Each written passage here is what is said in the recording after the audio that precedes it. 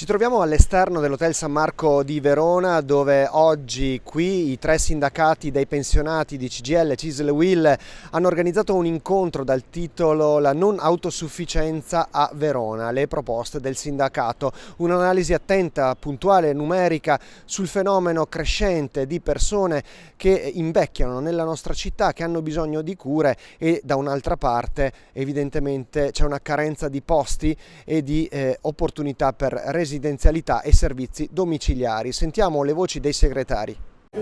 Sì, in effetti emergeranno dei dati specialmente sull'indice di vecchiaia, che è salito notevolmente negli ultimi 40 anni e nei prossimi 7 anni aumenteremo ancora di altri 4 punti. E in più le impegnative e i posti letti nelle case di riposo, che sono totalmente insufficienti.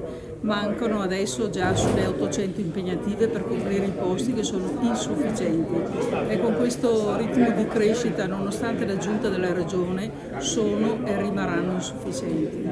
È un quadro preoccupante, perché sembra che nessuno si renda conto fino in fondo che l'invecchiamento della popolazione porterà questa situazione, che a oggi è già molto pesante, un domani a essere un'emergenza sociale, se non è già oggi. Soltanto che oggi non è in evidenza, perché queste persone sono quelle più silenziose, e noi vogliamo dare rappresentanza e voce a persone che stanno male, sono anziane e hanno tutti i diritti di essere tutelate, essere garantite.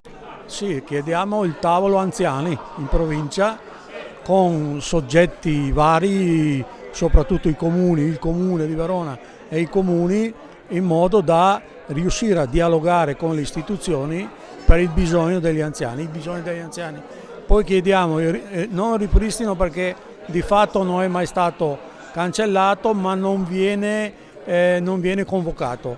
È l'osservatorio Casa Riposo, che era stato costituito in piena pandemia, ha funzionato perché ha consentito di avere informazioni, e poi col decadere, per fortuna, della pandemia è stato un po' abbandonato. Chiediamo il ripristino.